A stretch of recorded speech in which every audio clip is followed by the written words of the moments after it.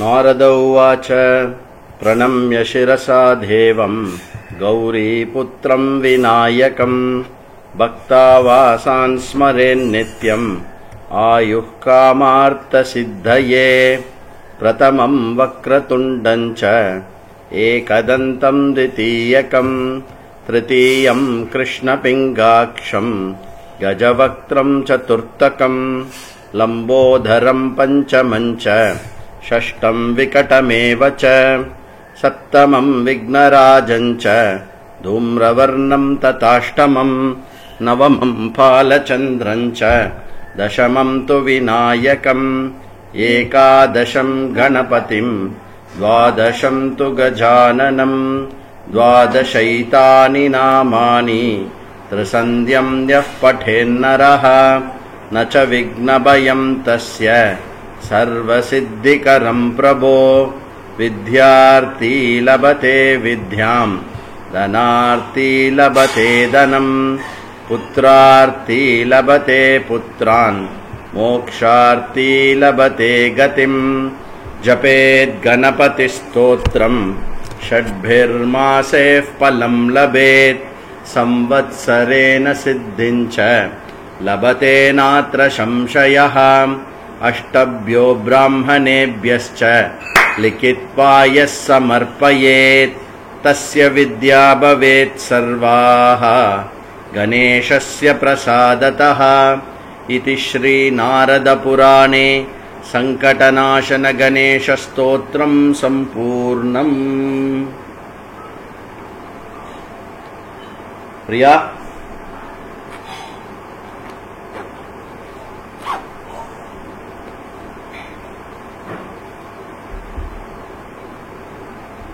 पूजा विधान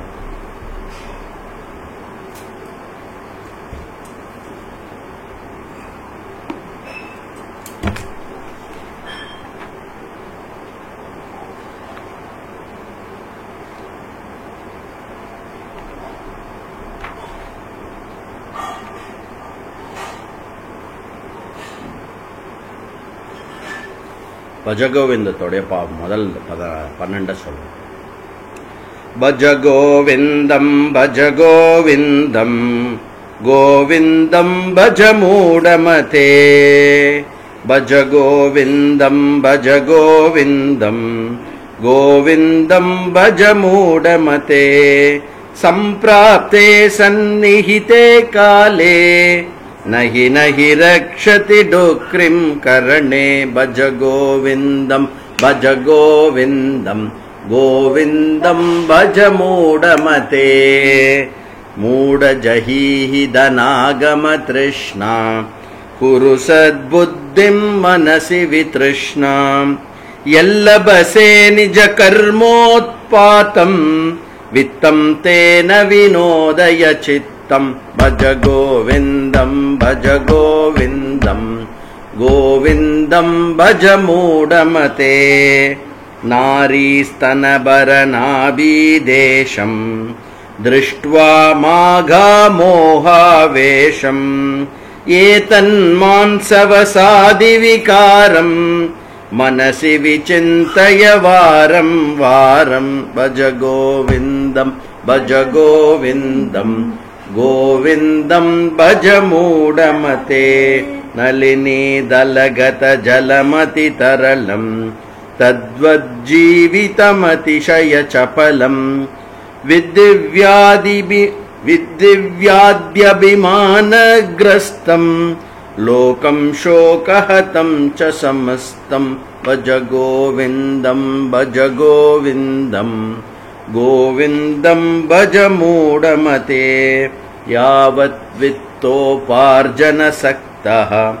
तावन्निज परिवारो रक्तः पश्चाज्जीवति जर्जर देहे वार्तां कोऽपि न पृच्छति गेहे भज गोविंदं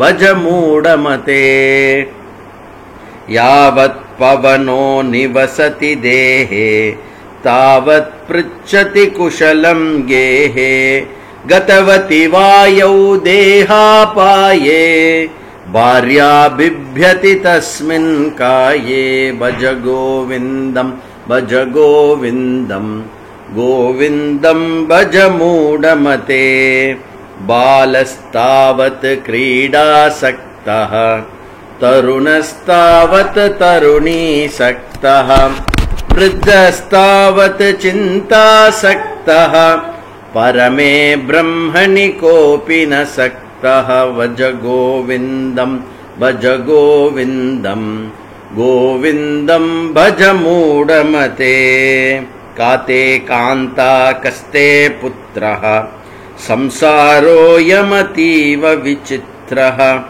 कस्य त्वं कुतः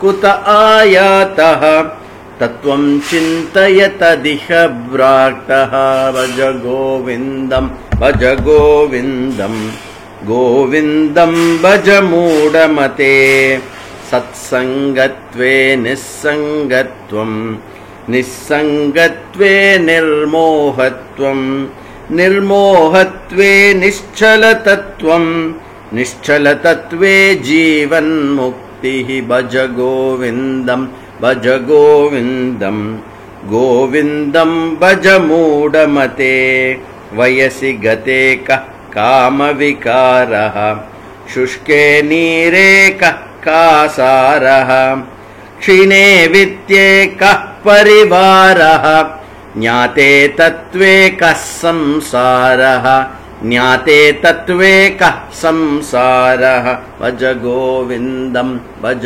गोविन्दं गोविन्दं भज मूढमते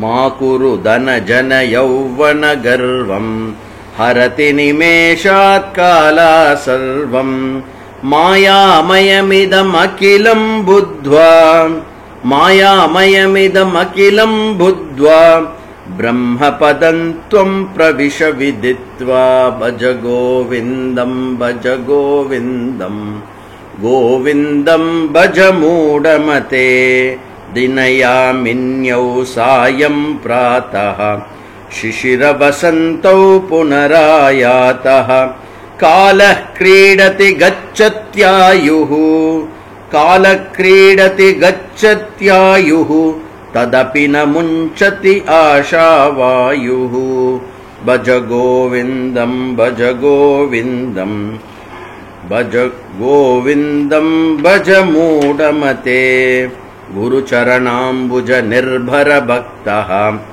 संसारात् अचिरात् भवमुक्तः सेन्द्रियमानस नियमादेवं द्रक्ष्यसि निज हृदयस्थं देवं द्रक्ष्यसि निज हृदयस्थं देवं भज गोविन्दं भज गोविन्दं गोविन्दं भज मूढमते गोविन्दं भज मूढमते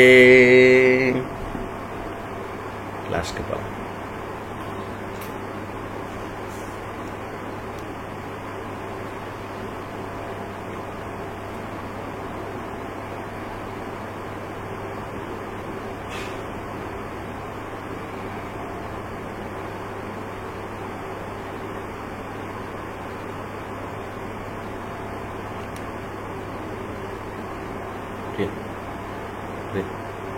कैमरा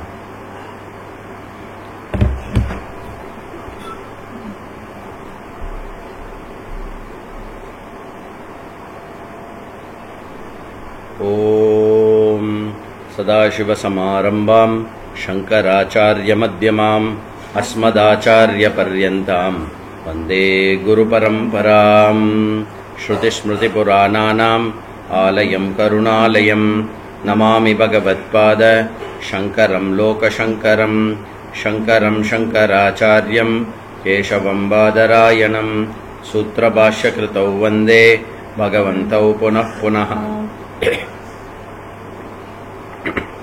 गुकारस्त्वन्धकारो वै ऋकारस्तन्निवर्तकः अन्धकारनिरोधित्वात् गुरुरित्यभिधीयते ईश्वरो गुरुरात्मेति मूर्तिभेदविभागिने व्योमवद्व्याप्तदेहाय दक्षिणामूर्तये नमः। ओम सहना भवतु सहनौ भुनक्तु सह वीर्यं करवावहै तेजस्विनावधीतमस्तु मा विद्विषावहै। ओम शांति शांति शांतिः। हरिः ओम। श्री गुरुभ्यो नमः। हरिः ओम। हरि ओम। மோட்சத்தினுடைய கடைசி பாதத்துக்கு உங்களை அன்புடன் வரவேற்கிறோம். ஸோ இன்னைக்கு நம்ம மோட்சத்தை கம்ப்ளீட் பண்ண போகிறோம். மோட்சம் நமக்கு எப்போ கிடைக்கும், நம்ம எப்படி படித்து எப்படி அடைய போகிறோம் அப்படிங்கிற விஷயத்தை நம்ம அது நம்மளுடைய வாழ்க்கை முறையாக நம்ம அமைச்சுக்க போகிறோம். இன்னைக்கு மோட்சம்னா என்ன அப்படின்னு கம்ப்ளீட்டாக அதனுடைய அண்டர்ஸ்டாண்டிங்கை இன்னைக்கு நம்ம கம்ப்ளீட் பண்ணணும். எல்லா வல்ல இறைவன் இந்த மோட்சம் அப்படின்னா என்னன்ற அறிவை பரிபூர்ணமாக நம்மளுக்குள்ளே ஏற்படுத்தணும் அப்படிங்கிறத நம்ம பிரார்த்தனை பண்ணிட்டு ஃபர்தராக கண்டினியூ பண்ணலாம். முதல்ல ஒரு 5-10 நிமிஷம் நம்ம இது மட்டும் நடந்து வந்த பாதை அது எப்படி இருக்கு அப்படிங்கிறத ஒரு நிமிஷம் பார்த்துட்டு நம்ம அப்புறம்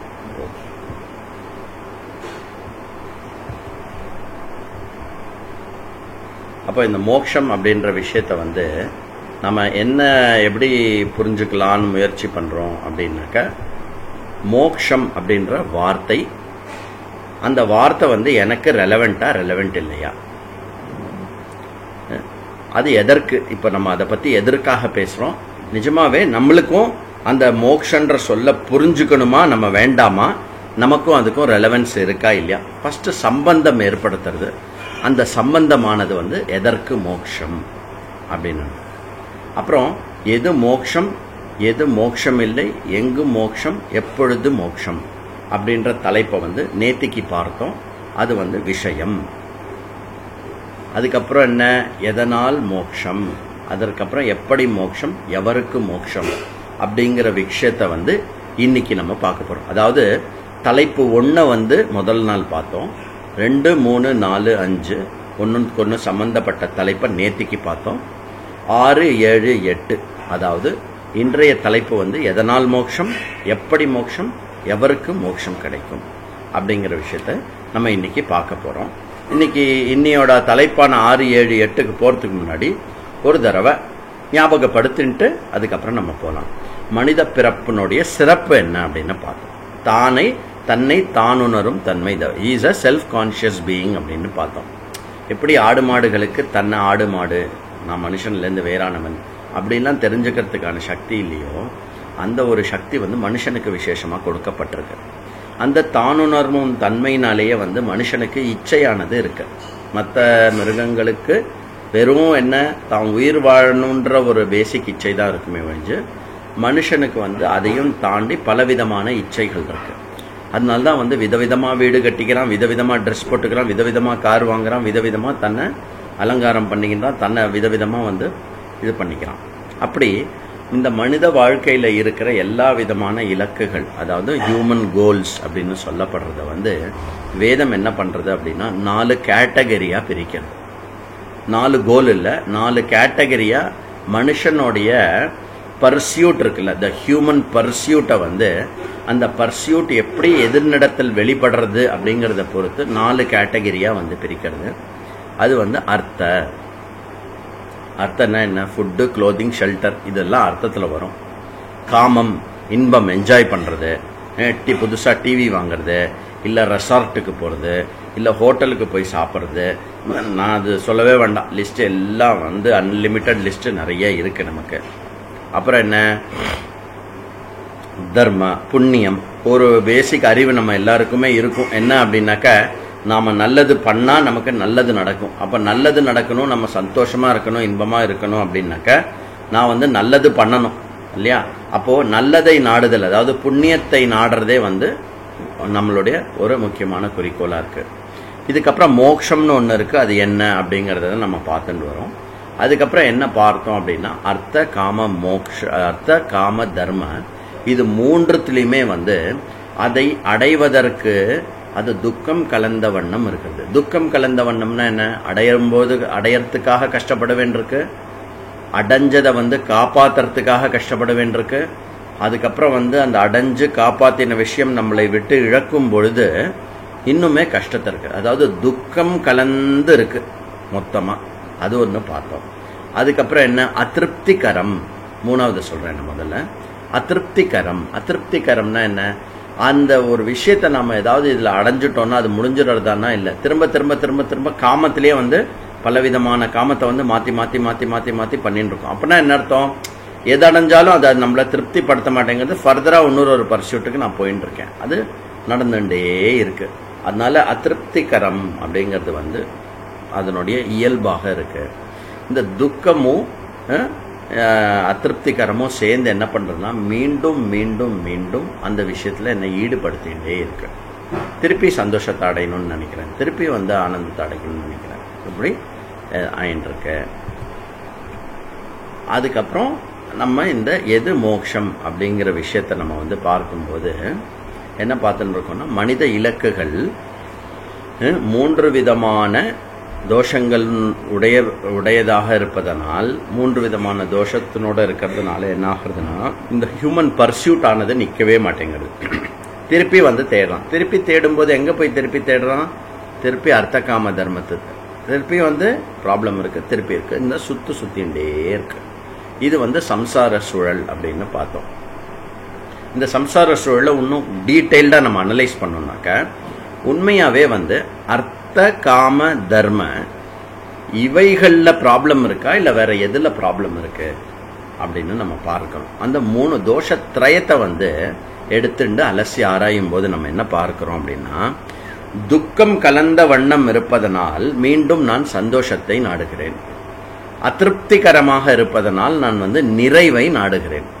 ஸோ ஒரு பர்டிகுலர் விஷயத்துல சந்தோஷத்தை தேடுறதும், அப்புறம் அந்த சந்தோஷத்தை வந்து நிரந்தரமா நீட்டி எப்பவுமே எனக்கு இருக்கிறதுக்காகவும் நான் முயற்சி பண்ணிட்டு இருக்கேன். உண்மையாவே நான் முயற்சி பண்ணிட்டு இருக்கிறது வந்து சந்தோஷமா இருக்கிறதுக்கும் நிறைவா இருக்கிறதுக்கும். ஆனா இந்த முயற்சியானது தொடர்ந்துட்டே இருக்கிறதுக்கு காரணம் என்ன அப்படின்னா, துக்க மிஸ்ர தத்துவமும் அதிருப்திகரமாக அதனுடைய நேச்சர் இருக்கிறதுனால மீண்டும் மீண்டும் வந்து நான் துக்கத்தை நீக்கிறதுக்கும் மீண்டும் மீண்டும் வந்து நிறைவை தேடுறது அப்படின்ற அந்த சைக்கிள்ல போய் மாட்டிக்கிறேன். அந்த சைக்கிள் அதை வந்து பந்தம் அப்படின்னு பார்த்தோம். அப்போ பந்தம் அப்படின்னு பார்க்கும்போது நமக்கு உண்மையாவே என்ன தோன்றது, என்ன புரிஞ்சுக்கிறோம் அப்படின்னாக்க, உண்மையாவே சந்தோஷத்தை நாடுறதோ நிறைவை நாடுறதோ பொருட்கள் ஆட்கள் சூழ்நிலைகள் இருக்கு இல்லையா, இந்த பொருட்கள் ஆட்கள் சூழ்நிலைகள்ல வந்து எந்த விதமான குறைபாடும் கிடையாது. அந்த பொருட்கள் ஆட்கள் சூழ்நிலைகளை நாடுவதில் அதிருப்திகரமும் துக்க மிஸ்ரிதமும் அந்த விஷயமானது இருப்பதனால் அதை மீண்டும் மீண்டும் அதிலேயே போய் தவறா நாடுறேன். அந்த மைண்டோடைய அந்த தன்மைக்கு பேரு பந்தம் அப்படின்னு பார்த்தோம். ஸோ அப்போ உண்மையாவே சம்சாரம்னா என்ன அப்படின்னா, என்னை நிறைவுபடுத்த முடியாத ஒரு விஷயத்தில், என்னை எப்பொழுதுமே சந்தோஷப்படுத்த முடியாத ஒரு விஷயத்தில் மீண்டும் மீண்டும் சந்தோஷத்துக்கும் நிறைவுக்கும் தேடுகின்ற அந்த தன்மை இருக்கு இல்லையா, அந்த தன்மை வந்து பந்தம். அந்த பந்தத்திலிருந்து விடுதலையோ அதுதான் மோட்சம் அப்படின்னு நேத்திக்கு பார்த்தோம். நான் நேத்திக்கு பார்த்ததை தான் சொல்லிட்டு இருக்கேன். அப்போ எது மோட்சம் அப்படின்னா, உண்மையாவே எது மோட்சம் அப்படின்னா, மீண்டும் மீண்டும் இந்த நாடுகின்ற ஒரு தன்மை இருக்கு இல்லையா, மீண்டும் மீண்டும் வெளியில ஆட்களோ சூழ்நிலைகளோ பொருட்களோ அவைகளை நாடுகின்ற ஒரு தன்மை இருக்குல்ல, அந்த நாடுகின்ற தன்மையிலிருந்து விடுதலை. அதுக்கு வந்து நிறைய வார்த்தை கொடுத்தோம். நீங்க கூட இதுல வந்து எவ்வளவு வார்த்தை வேணா ஆட் பண்ணிக்கலாம். என்னது, freedom from seeking, freedom from achieving, freedom from wanting, freedom from attaining, freedom from happening, அதுதான் மோட்சம் அப்படின்னு பார்த்தோம். அப்ப எது மோட்சம் இல்லை அப்படின்னு பார்க்கும்போது, மனசனுடைய எண்ணமில்லாத தன்மை மோட்சம் இல்லை. ஒரு இடமோ ஒரு பர்டிகுலர் இடமோ ஒரு பர்டிகுலர் சூழ்நிலையோ மோட்சமாக இருக்க முடியாது. அப்புறம் சுக அனுபவம் மோட்சம் கிடையாது. திறமை செயல்திறன் இதெல்லாம் வந்து மோட்சமா இருக்க முடியாது. அடையப்படும் விஷயம் வந்து மோட்சம் இல்லை. அதுக்கப்புறம் வந்து என்ன, ஸ்தூலமாக அனைத்தையும் விடுவதோ துறப்பதோ அது மோட்சம் இல்லை. இதெல்லாம் நம்ம டீட்டெயில்டா நேத்திக்கு நம்ம பார்த்தோம்.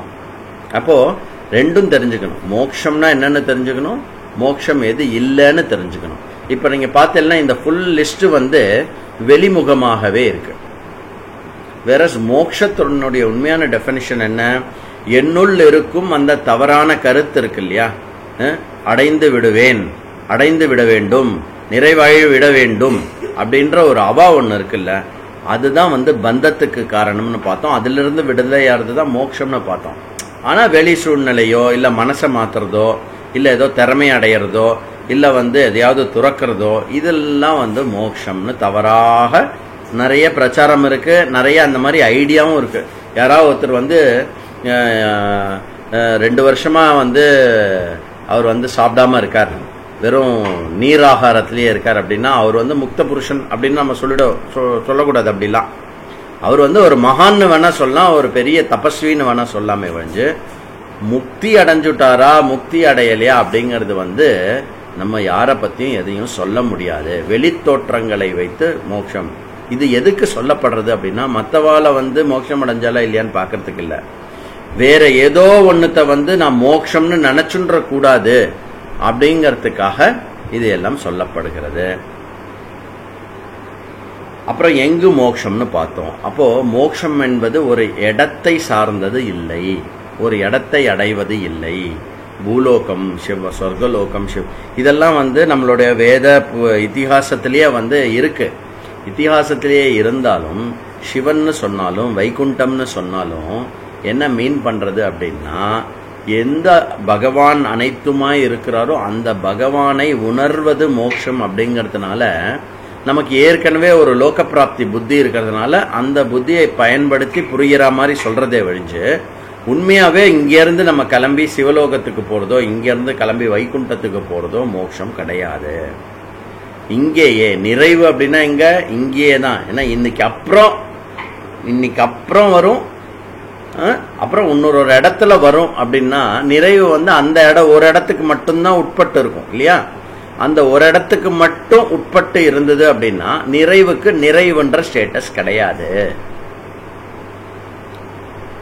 அதே மாதிரி ஒரு காலத்துக்கு மட்டும் உட்பட்டு இருந்ததுன்னா அந்த நிறைவுக்கு நிறைவுன்ற ஸ்டேட்டஸ் கிடையாது. அதாவது மோட்சம் என்பது பூரண மன நிறைவு அப்படின்னு நம்ம பார்க்கும்போது அந்த பூரண மன நிறைவானது இடத்துக்கோ காலத்துக்கோ உட்பட்டு இருக்க முடியாது. அப்ப காலத்துக்கு உட்பட்டு இருக்க முடியாது அப்படின்னா மரணத்துக்கு பிறகு ஏற்படுவதல்ல.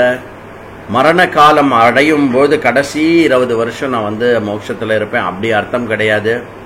சரி, அட்லீஸ்ட் இந்த ஞானத்துக்கு முன்னாடியா போ நீங்க நிறைவு அப்படின்னா எப்பவுமே இருக்கணும் அப்படின்னா பாஸ்ட்லயும் இருக்கணும் இல்லையா. ஆனா இப்ப நான் மோட்சத்தை தேடி இப்ப இந்த கிளாஸ்லாம் அட்டன் பண்ணிட்டு இருக்கேன் அப்படின்னா மோட்சம் இல்லாததுனால தானே நான் தேடிட்டு இருக்கேன். மோட்சம் இல்லாததுனால நீ மோட்சத்தை தேடல, மோட்சமா இருக்குன்னு உனக்கு தெரியாததுனால நீ மோட்சத்தை தேடின்னு இருக்க. அதுதான் இன்னியோடைய சப்ஜெக்ட் அப்படின்னு நேத்திக்கு நம்ம கன்க்ளூட் பண்ணோம். அதுல இருந்து நம்ம இன்னியோடைய சப்ஜெக்டுக்கு போறோம். இன்னியோடைய சப்ஜெக்ட் என்ன அப்படின்னா, எதனால் மோட்சம், எதனால மோட்சம், மோட்சம் எதனால கிடைக்கும். நிறைய பேர் உங்களோட பதில சேர்ந்து அக்ஞான இருளை நீக்கி ஞானம் என்றும் அந்த இதனால் என்னுடைய மோட்சம் இதுவாயிடும் அப்படின்னு சொல்லுவோம். கரெக்டான ஆன்சர் அதெல்லாம். ஆனா எது எந்தெந்த கான்டெக்ட்ல எங்க சொல்லப்படணும் அப்படிங்கிறது நமக்கு முக்கியமான ஒரு விஷயம். அப்ப மோட்சம் அப்படிங்கிறது நம்ம பந்தத்திலிருந்து விடுதலை அப்படின்னு பார்த்தோம். அப்ப பந்தத்திலிருந்து விடுதலை அப்படின்னா இந்த பந்தத்தினுடைய சொரூபம் என்ன, இந்த பந்தத்தை நான் எப்படி புரிஞ்சுக்கணும், அந்த விடுதலை அப்படின்னா என்ன அர்த்தம். ஏன்னா பந்தத்திலிருந்து விடுதலை, இப்போ என்னை யாராவது கட்டி போட்டிருக்கா அப்படின்னா இந்த பந்தத்திலிருந்து என்னை விடுதலை பண்ணு. நாரதரை யார் கட்டி போட்டா? ரத்னாக்காரன் கட்டி போட்டான். ரத்னாக்காரன் அப்புறம் வீட்டுக்கு போயிட்டு தெளிஞ்சு வந்த உடனே, வைராக்கியம் வந்த உடனே கேட்கிறான், நாரதரே எது பரமபதம், அந்த பரமமான விஷயத்தை எனக்கு சொல்லுங்கோ, நான் இந்த பந்தத்துல இருந்து முக்தி அடையணும் அப்படின்னாரு. உடனே நாரதர் என்ன சொன்னார், எப்பா முதல்ல நீ என்னை கட்டி போட்டிருக்கல, முதல்ல என்ன இந்த பந்தத்துல இருந்து நீ வெளியில எடு, உன்னை நீ உன்னுடைய சூக்ஷ்மமா உன்னுடைய மனசுக்குள்ள இருக்கிற பந்தத்துல நான் உன்னை ரிலீஸ் பண்றேன் அப்படின்றாரு. அப்போ இந்த பந்தமானது எப்படி அப்படின்னா நம்ம மைண்டுக்குள்ள இருக்கிற பந்தம். Our mind is accustomed to certain things, our mind is given to certain things, our mind is condition to certain things. இந்த விஷயத்திலிருந்தெல்லாம் விடுபடப்பட்டு மைண்ட் ஃப்ரீ ஆகிறதுக்கு பேரு தான் நம்ம மோட்சம் அப்படின்னு சொல்றோம். அப்போ சந்தோஷத்தை அடைய, நிறைவை அடையணும் அப்படிங்கிறது நம்மளுடைய கான்ஸ்டன்ட் பர்சியூட்டா இருக்கு. கான்ஸ்டன்ட் நாடுதல், கான்ஸ்டன்ட் விஷயம் என்ன இருக்கு? சந்தோஷத்தை அடையணும், இல்ல நிறைவை அடையணும். அப்போ இந்த நாடுதல் அப்படிங்கிறது ஒவ்வொரு ஆசையும் நீக்குவதற்காக தான். எனக்கு ஒரு ஆசை இருக்கு, அந்த ஆசை நான் என்ன பண்றேன் அப்படின்னா அந்த ஆசை அந்த ஆசையை பூர்த்தி பண்றதுக்காக நான் ஏதோ ஒரு விஷயத்த நாடி போறேன். அந்த ஆசைக்கான பொருளை நாடி போறேன். அந்த ஆசைக்கான பொருளை நான் நாடி போகும்போது அங்க சந்தோஷம் எதனால ஏற்படுறது அப்படின்னா அந்த பர்டிகுலர் ஆசை நீங்குவதனால் சந்தோஷம் ஏற்படுறது. சரி, ஆசை நீங்கி சந்தோஷம் ஏற்படுறத ஒரு நிமிஷம் நம்ம கொஞ்சம் கவனிச்சு ஆர் சிந்திச்சு பார்த்தோம் அப்படின்னா, ஆசைப்படுபவனாக நான் இருக்கிறேன் இல்லையா, ஆசைப்படுபவனாக நான் இருக்கும் அந்த நிலை நீங்குவது எனக்கு நிறைவை தருகிறது. நிறைவின்மையை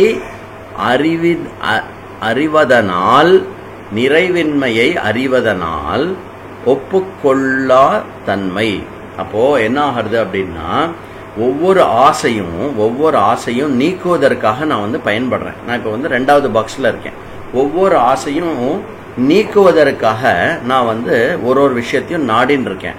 அப்போ என்ன இருக்கு, நேச்சுரலா என்னுடைய விஷயம் என்ன அப்படின்னா அந்த ஒரு விஷயம் எனக்கு இல்லை, நான் அப்படியா ஆகல, எனக்கு அந்த வீடு இல்லை, எனக்கு சோ அண்ட் சோ இல்லை அப்படிங்கிற அந்த இல்லாத்தன்மை இருக்கு இல்லையா, அந்த இன்கம்ப்ளீட்னஸ் இருக்கு இல்லையா, அந்த இன்கம்ப்ளீட்னஸ் என்னால நேச்சுரலா ஒத்துக்க முடியாத மாதிரி இருக்கு. ஸோ இப்போ எங்க நம்ம பார்த்துட்டு இருக்கோம் அப்படின்னா ஒரு ஆசை இருக்கு, ஒரு ஆசையை நீக்கிறதுக்காக நான் ஏதோ ஒன்று பண்றேன். அந்த ஆசை நீங்கிறது மூலமாக நான் என்ன சந்தோஷமா இருக்கிறத நான் உணர்றேன் இல்லையா. அப்போ உண்மையாவே என்ன நடக்கிறது அப்படின்னா அந்த ஆசை இச்சை கொண்ட பொருள் இருக்கு இல்லையா, அந்த இச்சை கொண்ட பொருளுக்காக நான் அந்த பொருளை நாடல. எதுக்காக நாடுறேன்னா இப்போ டவரா டம்ளர் எனக்கு எதுக்கு ரொம்ப பிடிக்கும், ஏன்னா அந்த டவரா டம்ளர்ல எனக்கு சூடா காஃபி கிடைக்கும். சரி, காஃபிக்காக டவரா டம்ளர். சரி, காஃபி எதுக்கு எனக்கு ரொம்ப பிடிக்கும், காஃபி குடிச்சுட்டேன்னு வச்சுக்கோங்களேன். காஃபி குடிக்கும் போது என்ன ஆகுதுன்னா எனக்கு சந்தோஷமா இருக்கு. இது காஃபி போட்டுக்கலாம், ஐஸ்கிரீம் போட்டுக்கலாம், மற்ற எல்லா உலகியல் விஷயத்தையும் இந்த இடத்துல போட்டுக்கலாம். அப்போ உலகத்தில் எந்த பொருள் நாடப்பட்டாலும் அந்த பொருளை நான் நாடுவதற்கு உண்மையான காரணம் என்ன அப்படின்னா அந்த பொருளை அடைவதற்காக அப்படின்னு நம்ம தவறான கருத்துல இருப்போம். உண்மையாவே அந்த பொருளை அடையறதன் மூலமாக அந்த ஆசையானது எனக்கு நீங்குவதன் அந்த நீங்குகின்ற தன்மை இருக்கு இல்லையா, அந்த ஆசை நீங்குகின்ற அந்த தருணத்தை நான் என்னை சந்தோஷமாக உணர்கிறேன்.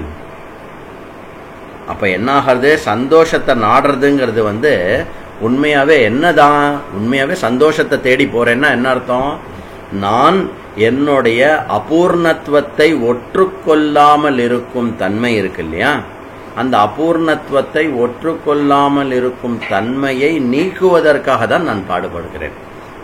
அது அந்த பொருளை அடையும் போது தற்காலிகமாக நீங்கிய வண்ணம் இருக்கும் பொழுது அந்த நிலை மனதிற்கு சந்தோஷமாக வெளிப்படுறது. அது என்ன நிலை, எனக்கு ஒரு அபூர்ணத்துவம் இருந்தது, அந்த அபூர்ணத்துவம் நீங்குகின்ற போது நிறைவான என்னை நான் சந்தோஷமாக உணர்கிறேன். நிறைவான இருக்கும் என்னை நன்னா புரிஞ்சுக்கணும். நிறைவாக இருக்கும் என்னுடைய இயல்பை மனதினுள் சந்தோஷமாக நான் உணர்கிறேன். நிறைவின் உணர்வு சந்தோஷம். சந்தோஷம் நிறைவின் வெளிப்பாடு. அப்போ உண்மை நாடுதல் என்ன? அப்போ நாடுகிறவனை நீக்குவதுதான் உண்மையான நாடுதல். அப்ப நான் ஒவ்வொரு தடவையும் என்ன முயற்சி பண்ணிட்டு இருக்கேன்? இந்த வாண்டிங் பர்சன் இருக்கான் இல்லையா, ஒரு தடவையும் இந்த வாண்டிங் பர்சன் இருக்கான், அந்த வாண்டிங் பர்சனை வந்து எப்படியாவது நான் நீக்கிடணும். இந்த வாண்டிங் பர்சன் திருப்பி வரான் பர்சன். இந்த வாண்டிங் பர்சன் ஏன் திருப்பி திருப்பி வரான் அப்படின்னாக்க, இந்த வாண்டிங் பர்சன் வந்து என்ன பண்றான், தன்னை பத்தின ராங் ஐடியா இருக்கிறதுனால தன்னை மத்தவாளோட கம்பேர் பண்ணிக்கிறான்.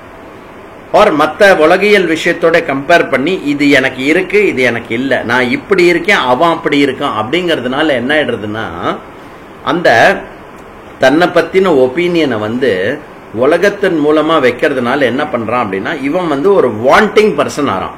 He wants to become something. He wants to achieve something. He wants to attain something. He wants to get something for him. He wants to become something. அப்படின்னு இது எல்லாத்துலயுமே என்ன இருக்கு அப்படின்னா, மனசு புத்தி இந்திரியங்கள் கூடிய இந்த உடம்புனுடைய விஷயத்துல என்ன ஆயிடுறது அப்படின்னா, மற்ற தன்னுணரும் தன்மை அவனுக்கு இருக்கு இல்லையா, அந்த தன்னுணரும் தன்மையினால மற்றவர்கள் எப்படி இருக்கான்னு பாக்குறான், மற்றவா எப்படி இருக்கான், நான் எப்படி இருக்கேன், இது ரெண்டுத்தையும் பார்த்துட்டோ அந்த மாதிரி இவன் தன்னை மாத்திக்கணும்னு ட்ரை பண்றான். நான் 2 பெட்ரூம் பிளாட் வாங்கினா 3 பெட்ரூம் பிளாட் ஓனரை பார்த்து இவனுக்கு வந்து மாத்சரியம் வருது, கம்பாரிசன் வருது, அதனால திருப்பி ஆசை ஏற்படுறது, திருப்பி அதை அடையணும்னு பாக்குறான். அப்போ இந்த ஹோல் பர்சியூட்ல இவன் என்ன ட்ரை பண்றான் அப்படின்னாக்க, ஒவ்வொரு தடவையும் எப்பொழுதெல்லாம் அவனுடைய அபூர்ணத்துவமானது அவனுக்கு வெளிப்படுகிறதோ, அந்த அபூர்ணத்துவத்தை அவனால் ஒற்றிக்கொள்ள முடியாமல் இருப்பதனால் அந்த அபூர்ணத்துவத்தை நீக்குவதற்காக முயற்சி பண்ணுகிறான். அப்போ எப்பொழுதெல்லாம் நான் என்னை அபூர்ணத்துவத்துடைய பூர்ணத்துவம் நிறைவினுடைய வெளிப்பாடு மனசுல எப்படி ஏற்படும்? சந்தோஷமா ஏற்படுறது. அபூர்ணத்துவம் நிறைவின்மை அப்படின்ற தன்மை மனசுல எப்படி வெளிப்படுறது? துக்கமாக வெளிப்படுறது. முதல்ல துக்கம்னா என்னன்னு புரிஞ்சுக்கணும், சந்தோஷம்னா என்னன்னு புரிஞ்சுக்கணும். கஷ்டத்துக்கும் துக்கத்துக்கும் நிறைய வித்தியாசம் இருக்கு. அப்போ துக்கம் என்பது என்னுடைய இயல்பான ஒரு விஷயம். என்ன மனிதனுக்கு இருக்கும் இயல்பு என்ன? மனிதனுடைய இயல்பு என்ன அப்படின்னா, தான் அபூர்ணமாக இருப்பதை அவனால் ஒரு பொழுதும் ஒற்றுக்கொள்ள முடியாது. அந்த அபூர்ணத்துவத்தை நீக்கிறதுக்காக ஏதாவது பண்ணிண்டே இருப்பான். அப்ப உண்மையாவே அவன் என்ன நாடுறான் அப்படின்னா, இந்த நாடிண்டே இருக்கிறான் இல்லையா, நாடிண்டே இருக்கான்னா அபூர்ணத்துவத்திலேயே இருந்துட்டு இருக்கான்னு அர்த்தம். அந்த அபூர்ணத்துவத்திலேயே இருக்கிற அந்த நாடுகிறவனை நீக்கிறது தான் வந்து அவனுடைய மொத்த வாழ்க்கையோடைய டோட்டல் ப்ரோக்ராமா ஆயிடுறது. சொல்றது புரியுறது இல்லையா? ஃபாலோ பண்ணிட்டு வரணும் கண்டினியூஸா. மிஸ் பண்ணிட்டோம்னா கஷ்டம். அப்போ உண்மை நாடுதல், உண்மையாவே அப்ப என்ன நாடுறோம் அப்படின்னா, நாடுகிறவனை நீக்குவது தான். உண்மையாவே பொருளை நாடல, உண்மையாவே சூழ்நிலையை நான் நாடல, உண்மையாவே வந்து வெளி ஆட்களை நான் நாடி போல, இந்த நாடுகின்ற தன்மை இருக்கான்ல, எனக்குள்ள ஒரு நாடுபவன் இருக்கான் இல்லையா, இந்த வாண்டிங் பர்சன் இருக்கான் இல்லையா, அந்த வாண்டிங் பர்சனை வந்து டிஸ்போஸ் பண்றதுக்காக தான் எல்லா முயற்சியும் நடந்துட்டு இருக்கு. So my real focus is only not on objects, not on people, not on things external to me, not something to attain from outside world, but actually to displace the wanting person in me. அந்த wanting person in me இருக்கு இல்லையா, எனக்குள் இருக்கும் அந்த ஆசை கொண்ட இச்சை கொண்ட ஏதோ ஒன்று வேண்டும் வேண்டும் வேண்டும் என்று கேட்டுண்டே செயல்பட்டுண்டே இருக்கான் இல்லையா, அந்த பர்சனை வந்து நீக்கிறது இருக்கு இல்லையா, அந்த பர்சனை நீக்கிறது தான் வந்து மோட்சம். அந்த பர்சனை நீக்கிறது தான் வந்து என்னுடைய உண்மையாவே நான் வந்து தேடின்னு இருக்கேன், நான் பண்ணிட்டு இருக்கேன். அப்போ தன்னுள் ஏற்பட்டுள்ள எண்ணத்தை தொடர்ந்தே நாடுதல் செயல்படுகிறது. அப்ப அந்த தன்னுள்ள வந்து அந்த அபூர்ணத்துவமான ஒரு எண்ணம் இருக்கு இல்லையா, அதை வந்து நீக்கிறதுக்காக தான் செயல்படுறான். அப்போ தேர்ஃபோர் உண்மையில் இதைத்தான் நாடுகிறான். அதாவது தன்னை அபூர்ணன் என்ற எண்ணத்தை நீக்குவதற்காகவும் தன்னை பூர்ணன் என்று தனக்குத்தானே ஒப்புக்கொள்ளும் தன்மை அளவுக்கு தன்னை உணர்வதற்காகவும் தான் இந்த மொத்த பர்சியூட் என்பதே சொல்லப்படுகிறது. இப்போ உண்மையில் இதைத்தான் நாடுகிறான். நான் முழுமை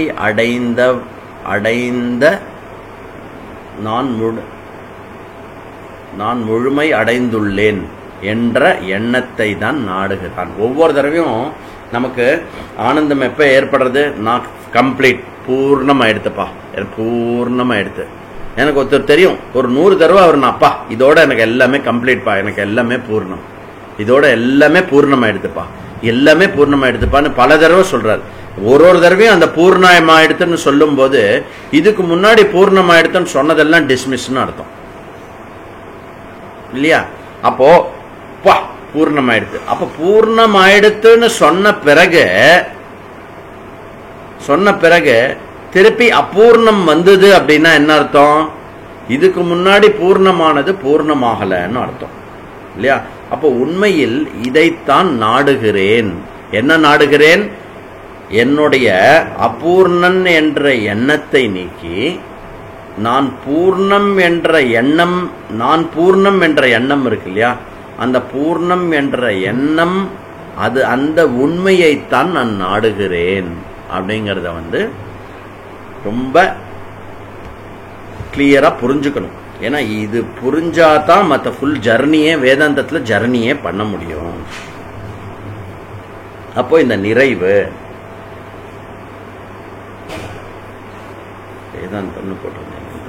அப்போ இந்த நிறைவு அப்படின்னா என்னன்னா, பொருட்களில் மட்டும் நபர்களில் மூலமாக சந்தோஷ அனுபவம். அப்ப நிறைவுனா என்ன? சந்தோஷத்தினுடைய அனுபவம் ஏற்படுறது எனக்கு.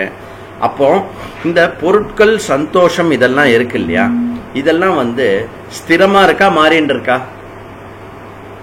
இப்போ நமக்கு வந்து ஒருத்தர் வந்து சந்தோஷத்தை கொடுக்கறான்னு வச்சுக்கோங்களேன். அவ எப்பவுமே நமக்கு சந்தோஷத்தை கொடுக்கறாளா இல்ல கஷ்டத்தை கொடுக்கறாளா? ரெண்டுமே சேர்ந்துதான் வருது. சந்தோஷத்தை கொடுக்கும் போது நம்ம என்ன சொல்லுவோம்? அவ எனக்கு ஃப்ரெண்ட்ஸ். துக்கத்தை கொடுக்கும் போது என்ன சொல்லுவோம்? I hate him, I hate him, I just love him. அப்படின்னா என்ன அர்த்தம்? அவன் கிட்ட இருந்து அவள் கிட்ட இருந்து எனக்கு சந்தோஷம் வருதுன்னு அர்த்தம். ஐ ஜஸ்ட் ஹேட் ஹிம் அப்படின்னு சொன்னா என்ன அர்த்தம்?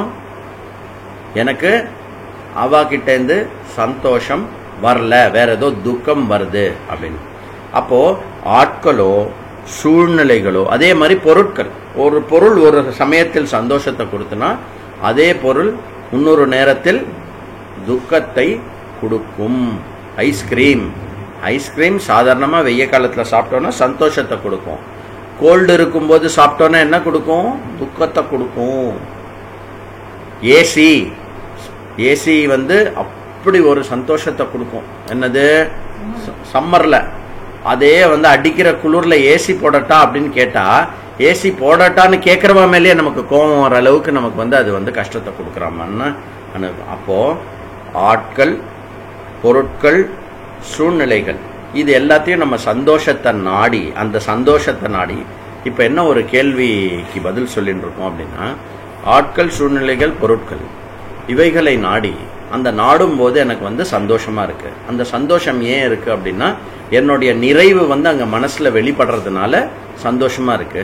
அது அப்படியே நாடிண்டு நான் அப்படியே வந்து சந்தோஷமா இருக்கேனே, நிறைவா இருந்துட்டு போறேனே, அதை ஏன் நம்ம அதுவும் நிறைவு தானே, அது வந்து ஏன் வந்து மோட்சமா எடுத்துக்க கூடாது அப்படின்னா, அந்த ஆட்கள், சூழ்நிலைகள், பொருட்கள் நாம இப்ப பார்த்த மாதிரி ஒரு சமயத்தில் கொடுக்கும், ஒரு சமயத்துல கொடுக்காது. நினைச்ச மாதிரி நடந்துப்பா, நினைச்ச மாதிரி நடந்துக்க மாட்டா. அதனால வந்து அவைகள் ஒரு காலத்துக்கோ ஒரு தேசத்துக்கோ உட்பட்டவை. They are very very limited being. அதை சார்ந்து நான் இருந்தேன்னு வச்சுக்கோங்களேன். அதை சார்ந்து நான் இருந்தேன்னாக்க எவ்வளவு கஷ்டமா இருக்கும். சந்தோஷம் கொடுத்துட்டே இருக்கிறது வந்து திடீர்னு துக்கத்தை கொடுக்கும், திருப்பி சந்தோஷத்தை கொடுக்கும். கொஞ்ச நேரம் கழிச்சு என்ன ஆகும்? அந்த விஷயத்தை வந்து சந்தோஷத்துக்காக என்னால நம்பி அது மேல டிபெண்ட் பண்ண முடியாது. அப்போ என்னுடைய இந்த டிபெண்டன்ஸ் சரி, உலகத்தினுடைய பொருட்கள் வந்து ஏன் உலகத்தினுடைய பொருட்கள் வந்து சார்ந்திருக்கிறது தப்பா ரைட்டா அப்படின்னா, உலகத்தினுடைய பொருட்கள்ல நம்ம நிறைய ஆட்கள், சூழ்நிலைகள், பொருட்கள் மேல சார்ந்திருப்போம். ஆனா அந்த சார்ந்திருக்கும்போது அந்த சார்ந்திருக்கிறதுனால எனக்கு வந்து சந்தோஷம் ஏற்பட்டுடும், நிறைவு ஏற்பட்டுடும்ன்ற எண்ணம் இருக்கு இல்லையா, the notion of dependency, the notion of dependency being a medium for happiness, joy இருக்கு இல்லையா, அது வந்து கவுத்துடும். அப்ப என்ன ஆயிடும் அப்படின்னா, நம்ம எதையும் வந்து டிபெண்ட் பண்ண முடியாத ஒரு நிலைக்கு போயிடுவோம். அப்போ நாடுகிறவனை வந்து நீக்கிறது இருக்கு இல்லையா, அப்படி நாடுகிறவனை நீக்கிறது அதுதான் பூர்ணத்தை எல்லையற்ற. அப்போ இதுல என்ன பார்த்தோம் அப்படின்னாக்க, நாடுகின்ற பொருள் எல்லைக்கு உட்பட்டதாக இருக்கு. தேசத்தினாலேயோ காலத்தினாலேயோ எல்லைக்கு உட்பட்டதாக இருக்கு. எல்லைக்கு உட்பட்டதா இருக்கிறதுனால என்ன ஆயிடுறது அப்படின்னாக்க, அதிலிருந்து நாடப்பட்டு வருகின்ற அந்த பூர்ணத்துவமோ, அதிலிருந்து அதனுடைய வெளிப்பாடான சந்தோஷமோ என்ன ஆயிடுறதுன்னா தற்காலிகமாக ஆகிவிடுகிறது. அது பூர்ணமாக இருப்பதில்லை. அப்போ அந்த நிறைவினுடைய அனுபவமான சந்தோஷம் ஏற்படுறதே ஒழிஞ்சு, அந்த நிறைவு வந்து பூரணமாக நிறைவாகிறதுனால, பூரணமாக அதாவது நித்தியமாக இல்லாததுனால என்ன ஆயிடுறதுன்னா, அந்த நிறைவு மறைந்து, சந்தோஷம் மறைந்து, மீண்டும் துக்கத்தில் ஆழ்த்தி, மீண்டும் நாடுபவனை உண்டாக்கி, நாடுபவன் வந்து திருப்பி ஆட்கள், சூழ்நிலைகள், பொருட்களை நாடி போகிறான். அப்போ உண்மையாகவே நாடுபவனுக்கும் நாடப்படுகின்ற பொருட்கள், ஆட்கள், சூழ்நிலைகள் இருக்கு இல்லையா, இந்த கேப் இருக்கிறது மட்டும், இது ரொம்ப முக்கியமான கட்டம், காதை கொடுத்து கேட்கணும்.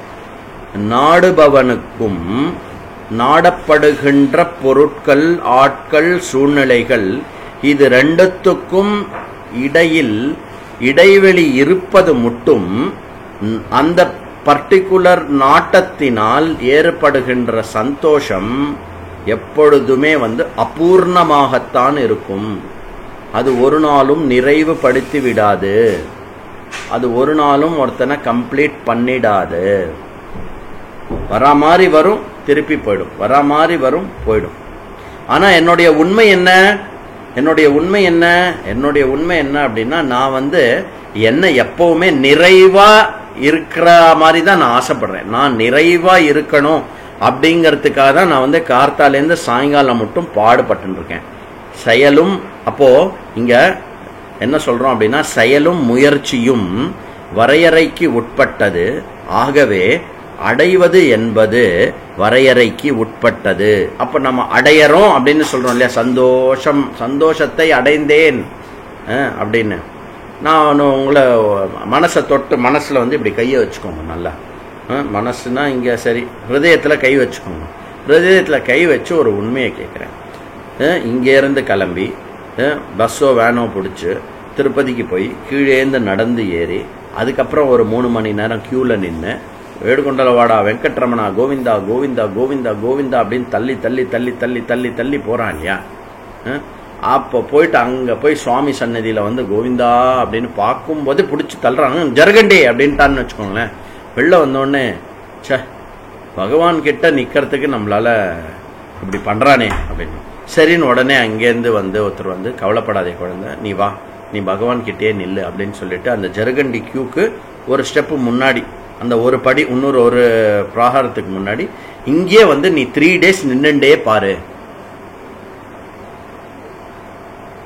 எங்க சொல்றேன்னா, திருப்பதி பெருமாளை உங்களுக்கு எந்த விதமான ஜர்கண்டி தொந்தரவும் இல்லாம நீ வந்து 3 நாள் வந்து அங்கேயே நின்னுண்டு பார்க்கலாம் அப்படின்னு இன்கேஸ் சொல்றான்னு வச்சுக்கோங்களேன். இது சேத் அப்படி வச்சுக்கோங்களேன். 1 மணி நேரம் நிக்க முடியுமா நம்மளால? அதுக்கும் மேல ரொம்ப நம்ம வந்து இது பண்ணிட்டு ஒரு 5-6 மணி நேரம் நிக்க முடியும். அதுக்கு மேல நிக்க முடியுமா? முடியாது. ஏன்? அந்த ஒரு நிமிஷம் பகவானை பார்த்து நமக்கு சந்தோஷத்தை கிடைக்கும். இல்ல நம்மளை மட்டும் பார்த்து சரிம்மா நீங்க ஒரு 2 நிமிஷம் பார்த்துட்டு போங்க அப்படின்னாக்க என்னை மட்டும் 2 நிமிஷம் பார்க்க விட்டாங்க. அப்படின்னா என்ன அர்த்தம்? நீ பெருமாளுடைய தரிசனமும் அந்த தரிசனத்தை பார்க்கறதுல எனக்கு சந்தோஷம். அந்த பார்க்கிற சந்தோஷத்திலே மற்றவாளை கம்பேர் பண்ணும்போது எனக்கு 2 நிமிஷம் எக்ஸ்ட்ரா விட்டான்னு ஒரு சந்தோஷம். அப்படி நான் சந்தோஷமாக இருப்பதற்காகத்தான் இன்க்ளூடிங் பகவானையே நான் பயன்படுத்துறேன். அதே பகவான் அன்லிமிட்டடா உனக்கு அவைலபிள், நீ மட்டும் போய் நில்லு அப்படின்னு சொன்னாக்க நம்மளால ரொம்ப நேரம் நிக்க முடியாது. ஏன் அப்படின்னா பகவான் என்னிலிருந்து வேறாக என் முன்னாடியே இருந்தாலும், பகவான் என்னிலிருந்து வேறாக இருந்தாலும், என் முன்னாடியே இருந்தாலும், அருகாமையில் இருந்தாலும், எந்த விதமான தங்கு தடை இல்லைனாலும் ஒரே மாதிரி அப்படியே பகவான் எனக்கு ஒரு பொருளா அவரை பார்த்துட்டே இருக்க முடியாது. ஏன்னா எனக்கு திருப்பி சேஞ்ச் வேணும். அப்போ ஆட்கள், பொருட்கள், சூழ்நிலைகள் இவை எல்லாமே வரையறைக்கு உட்பட்ட வண்ணம் இருப்பதனால் ஒரு பொழுதும் அவைகளால் வரையறைக்கே உட்படாத நிறைவான பூர்ணமான ஆனந்தத்தை எனக்கு ஏற்படுத்த முடியவே முடியாது. அப்போ என்னுள் இருக்கும் இந்த நாடுபவன் இருக்கான் இல்லையா, the wanting person, அந்த wanting person keeps continuing, keeps going. And இன்னொன்னு இப்ப என்ன கண்டுபிடிச்சிருக்கோம் அப்படின்னா, இந்த வாண்டிங் பர்சன் கீப்ஸ் கோயிங் வெளியில எங்க போய் என்ன தேடினாலும் அந்த வாண்டிங் பர்சனை நிகேட் பண்ண முடியல. ஏன்? அந்த வாண்டிங் பர்சனை எப்ப நாம நீக்கிறோமோ அப்ப நம்மள நாமளே நம்ம நிறைவானவன் நாம புரிஞ்சுக்க முடியும். அப்போ இந்த வாண்டிங் பர்சனை நீக்கணுங்கிறதையும் தெரியறது.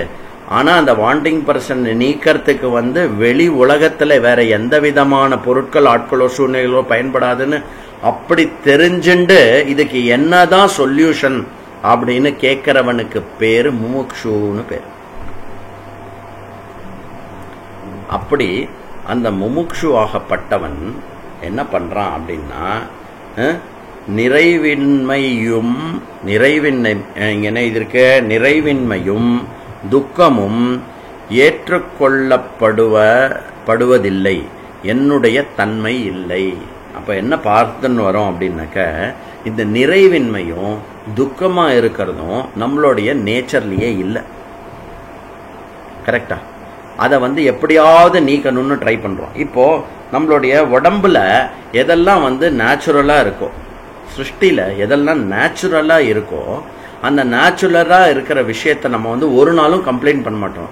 ஏன் என் கண்ணு திறந்து பார்த்தா எனக்கு காட்சியெல்லாம் தெரியறது இப்படி, இது ஏன் கிரீனா தெரியறது இந்த மரம், இது ஏன் இந்த புக்கு வெள்ளையா தெரியறது எனக்கு, இப்படி நம்ம என்னைக்காவது கம்ப்ளைண்ட் பண்ணிருக்கோமோ? கம்ப்ளைண்ட் பண்ண மாட்டோம். ஏன்? கண்ணுனுடைய இயல்பு பார்க்கறது, அதனால நம்ம அப்படியே பார்க்கிறோம். ஆனா ஒரு சின்ன தூசி பார்ட்டிக்கிள் கண்ணுக்குள்ள விழுந்துட்டு உறுத்துறதுன்னு வச்சுக்கோங்களேன். அந்த உறுத்துறதுன்னா என்ன பண்ணுவோம்? நம்ம அதை போராடி சண்டை போட்டு எடுப்போம். அப்படி எடுக்க முடியலன்னா என்ன ஆகும்? நம்மளுடைய உடம்பு ஸ்லோவா டெம்பரேச்சர் ரைஸ் ஆயிடும். ஃபுல் பாடி என்ன பண்ணணும்னா அந்த இடத்துல போக்கஸ் பண்ணி எது ஃபாரினோ, எது இயல்பாக இல்லையோ அந்த இயல்பாக இல்லாத விஷயத்த நீக்கிறதுக்கு முயற்சி பண்ணும். நல்லா ஞாபகம் வச்சுக்கோங்க, ஹோல் சிருஷ்டிக்கு இது ரூல். எது இயல்பாக இல்லையோ அந்த இயல்பாக இல்லாத விஷயத்தை சிருஷ்டி நீக்கிடும். அப்ப நம்மளுடைய மனதிற்குள் இந்த துக்கமும் இந்த நிறைவின்மையும் நீக்குவதற்கான அந்த வாண்டிங் பர்சன் இருந்துட்டே இருக்கான். அப்படின்னாக்க நம்மளுடைய இயல்பு நிறைவின்மையோ துக்கமோ கிடையாது. புரியுறதோ? பல்லுக்கு இடுக்கல ஒரு சின்ன தேங்காவோடைய ஒரு சில்லு மாட்டின்றதுன்னா என்ன பண்ணுவோம்? அது பாட்டுக்கு இருந்துட்டு போட்டோம் அப்படின்னு நம்ம இருந்துருவோமா? சொல்லுங்க. கரெக்ட், நீங்க சொல்றதெல்லாம் கரெக்ட், நான் பாக்குறேன் அப்படின்னு பல்ல தொறாவிண்டே இருப்போம் நாக்கால. ஏன்? அந்த தேங்காவோடைய ஒரு கீரல் தேங்காவோடைய ஒரு சின்ன பீஸ் இருக்கு இல்லையா, அந்த தேங்காவோடைய பீஸ் பல்லுக்கு இடுக்கல போய் மாட்டிக்கிறது இருக்கு இல்லையா, அது பல்லும் பல்லுனுடைய அமைப்பும் இருப்பதற்கான இயல்பான விஷயம் இல்லை. அதே போலதான் நம்மளுடைய இயல்பு, நேச்சுரல் இயல்பு என்ன அப்படின்னா, the ஸ்டேட் ஆஃப் பீயிங் வந்து ஆனந்தமாகவும் நிறைவாகவும், என்னுடைய தன்மை நிறைவு, ஆனந்தம், நிம்மதி இப்படி இருக்கிறது. அந்த நிம்மதியை குலைக்கும் வண்ணம் ஏதாவது ஒரு விஷயம் இருந்தது அப்படின்னா, அந்த நிம்மதி அற்றவன் நான் அப்படின்ற எண்ணத்தை நீக்குவதற்காக நான் வந்து நிறைய விஷயத்தை நாடிண்டு போறேன். இதுல போன ஸ்லைடுல என்ன பார்த்தோம், நம்ம போன விஷயத்துல என்ன பார்த்தோம் அப்படின்னாக்க, நான் என்ன நாடினாலும் வெளியில இருக்கிற விஷயம் வந்து நிறைவை கொடுக்க முடியாது. இப்ப எங்க வீட்டுல சோஃபா இல்லை அப்படின்னா, வீட்டுக்கு வெளியில போய் பர்னிச்சர் கடையில இருந்து சோஃபா வாங்கின்னு வந்து போட்டேன்னா இந்த வீட்டுக்கு சோஃபா தேவை என்ற தேவை நீங்கிடும். ஆனா இங்க ஒரு பெக்யூலியர் விஷயம் என்ன அப்படின்னா, நான் தேடின்னு இருக்கிறதோ வந்து நிறைவை தேடின்னு இருக்கேன். என்ன நிறைவு தேடின்னு இருக்கேன்? பூர்ணத்துவம். இனிமே நான் வந்து நிறைவுக்கு பதிலாக பூர்ணத்துவம்ன்ற வார்த்தையை பயன்படுத்துறேன். நிறைவுனா பூர்ணத்துவம். இந்த பூர்ணத்துவத்தை நான் தேடின்னு இருக்கேன். இங்க சோஃபா வாங்குற மாதிரி, மற்ற பொருட்கள் வாங்கி தேவையை பூர்த்தி பண்ற மாதிரி, என்னுடைய பூர்ணத்துவத்தினுடைய தேவையை நான் பூர்த்தி பண்றதுக்காக தான் வந்திருக்கேன். ஏன்? என்னோட இயல்பு பூர்ணத்துவமா இருக்கிறதுனாலையும், அந்த இயல்பு எனக்கு தெரியாம இருக்கிறதுனாலையும், அது அபூர்ணத்துவமாக நான் வந்து மனதில் தெரிஞ்சுக்கிறதுனால, பூர்ணத்துவத்தை வந்து திருப்பி வந்து ரீஎஸ்டாப்ளிஷ் பண்றதுக்காக நான் வந்து ஏதோ ஒரு வாண்டிங்ல போய் மாட்டிக்கிறேன். வாண்டிங் அந்த பர்சியூட்ல போய் மாட்டிக்கிறேன். இதுதான் நம்ம பார்த்தோம். அப்போ இந்த பூர்ணத்துவத்தை வந்து, பூர்ணத்துவத்தை மற்ற சோஃபா வாங்குற மாதிரி இந்த பூர்ணத்துவத்தை நான் வந்து எப்படி நாடுறது? எங்க போய் நாடுறது? சிவலோகத்துல நாடுறதா, விஷ்ணு லோகத்துல நாடுறதா, இல்ல வந்து வேற எங்கேயாவது யோகா மெடிடேஷன் மூலமா நாடுறதா அப்படின்னு பார்த்தோம் அப்படின்னா, இது எப்படி நாடி வெளியில இருந்து புதுசா ஏதாவது ஒண்ணு வந்து ஆட் ஆச்சுன்னு வச்சுக்கோங்களேன். இந்த பூர்ணத்துவம் அப்படின்றது ஒரு ஆப்ஜெக்டோ ஒரு விஷயமாகவோ இருந்து, நான் ஏதோ ஒண்ணு பண்ணி ஏதோ ஒண்ணு செஞ்சு அச்சீவ் பண்ணி அது வந்து எனக்கு கிடைச்சது, பூர்ணத்துவம் எனக்கு கிடைச்சது அப்படின்னு நான் சொன்னேன்னா என்ன அர்த்தம்? பூர்ணத்துவம் கிடைக்கிறதுக்கு முன்னாடி பூர்ணத்துவம் இல்லைன்னு அர்த்தம். பூர்ணத்துவம் கிடைக்கிறதுக்கு முன்னாடி பூர்ணத்துவம் இல்லாம இப்போ அது பூர்ணத்துவம் அப்படின்னா, இப்போ அது பூர்ணத்துவமா இருக்க முடியாது. ஏன்? பூர்ணத்துவம் அப்படின்னாலே தேசத்துக்கும் காலத்துக்கும் வரையறைக்கு உட்படாமல் எப்பொழுதுமே இருப்பதுதான் பூர்ணத்துவம். நான் தற்காலிகமா ஏதோ ஒன்னத்தை அடைஞ்சு நான் பூர்ணம்னு சொன்னாலும் வாய் பூர்ணம்னு சொல்லுமே விழிஞ்சு, நான் பூர்ணமா இல்லாம இருந்தேன் இப்போ பூர்ணம் ஆயிட்டேன் அப்படின்னு சொன்னேன் அப்படின்னா, இந்த பூர்ணமா ஆனது வந்து பூர்ணம் இல்லாம போகிறதுக்கு வாய்ப்பு இருக்கு. அதனால அது பூர்ணம்ன்ற ஸ்டேட்டஸ் கிடையாது. அப்போ உண்மையாவே இந்த பூர்ணம்ன்றது வந்து வெளி விஷயங்களில் நாடப்படுகின்ற விஷயம் இல்லை. நான் பூர்ணன் என்ற கண்டுபிடிப்புக்காக நான் எதை கஷ்டப்பட்டு இருக்கேன்? என்னை பூர்ணனாக வைத்துக் கொள்வதற்காகவும், என்னை பூர்ணனாக நான் உணரும் போது நான் சந்தோஷமாக இருக்கிறேன் இல்லையா? அந்த மாதிரியான விஷயத்தை நான் அடைய வேண்டிய விஷயம் இல்லை, அது அறிய வேண்டிய விஷயம். ஏன்? பூர்ணத்துவம் என்னுடைய இயல்பாக இருக்கிறது. அந்த பூர்ணத்துவம் என்னுடைய இயல்பாக இருப்பதனால் மாத்திரமே தான் அதை மறப்பதனால், அது மறைவதனால் பூர்ணத்துவத்தை அடைய வேண்டும் என்ற ஒரு எண்ணத்துடன் நான் வெளி விஷயங்களில் தவறாக செயல்பட்டு கொண்டிருக்கிறேன். அப்போ இந்த பூர்ணத்துவம் என்பது வந்து தேச காலத்துக்கு வரையறைக்கு உட்பட்ட ஒரு பொருள் மற்றொரு பொருள் நான் அடைய வேண்டும் அதற்கென்ற இடைவெளி அப்படின்ற விஷயம் இல்லை. இது வந்து பியூர்லி நோஷனல். எண்ணத்தில் மாத்திரமே தான் நான் அபூர்ணன் என்ற ஒரு எண்ணம் இருக்கிறது. அந்த நான் அபூர்ணன்ற எண்ணம் வந்து ஏன் இருக்கு அப்படின்னா, பூர்ணத்துவம் என்னுடைய இயல்பாக இருப்பதை நான் மறப்பதனால் அந்த எண்ணம் இருக்கிறது. அப்போ இந்த ப்ராப்ளம்க்கு என்ன சொல்யூஷன்?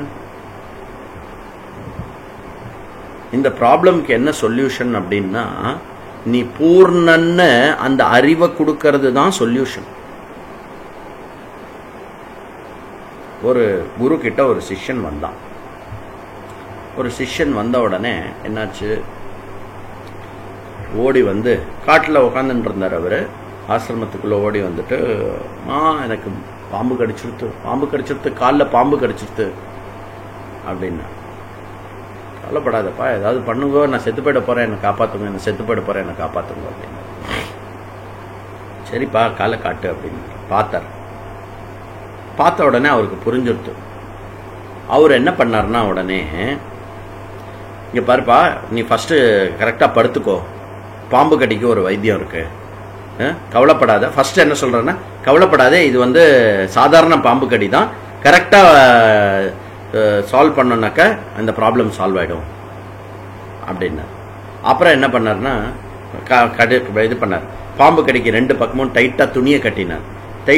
கட்டிட்டு அவர் என்ன பண்ணார்னா, கவலைப்படாதப்பா, இப்ப நான் வந்து இதனுடைய ரத்தத்தை எடுத்துட்டு, நம்ம வந்து ரத்தத்தை கொஞ்சம் கொஞ்சமா வெளியில எடுத்துட்டோம்னாக்க இந்த பாம்பு கடியானது போயிடும், பாம்பு கடியில நீ சாக மாட்ட.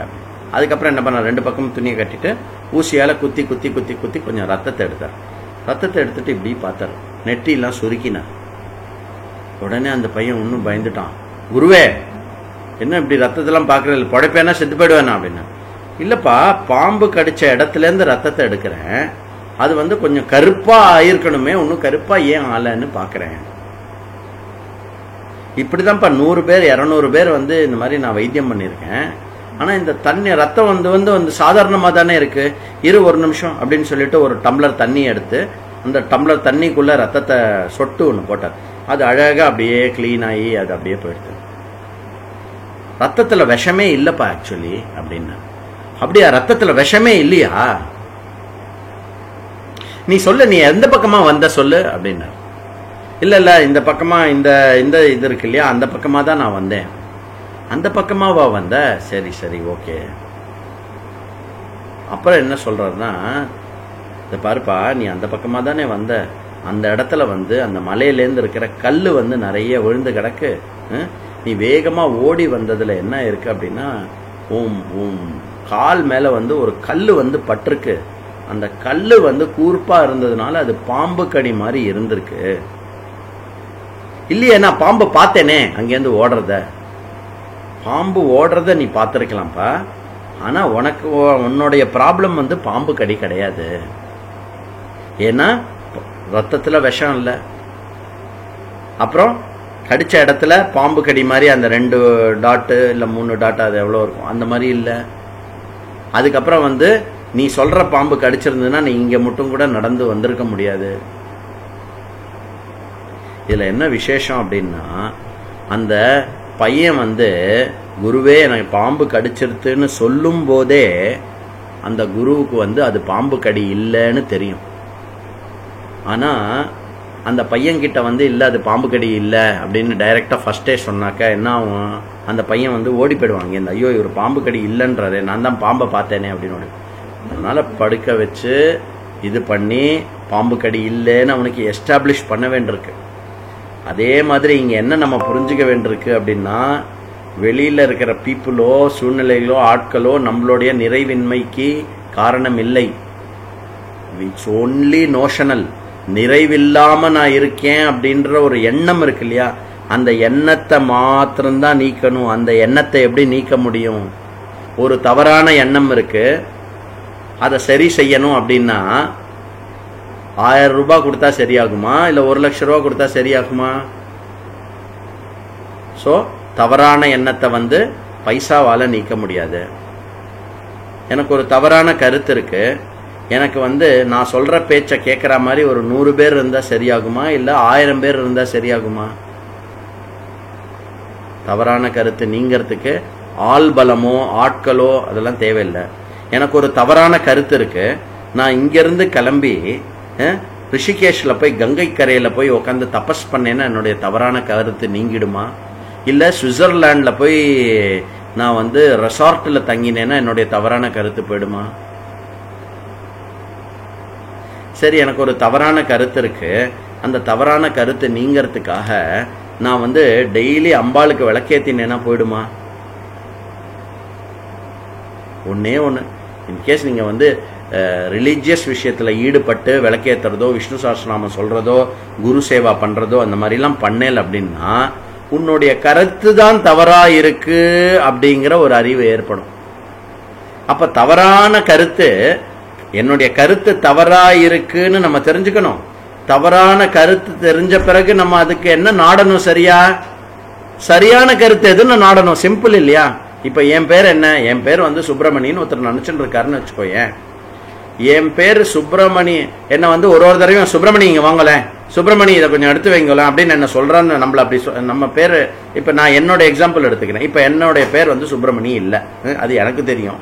ஆனா ஒவ்வொரு தடவையும் அவர் வந்து என்ன சுப்பிரமணி இங்க வா, இதை எடுத்து வை, இதை எடுத்து வை அப்படின்னு சொல்றாருன்னு வச்சுக்கோங்களேன்.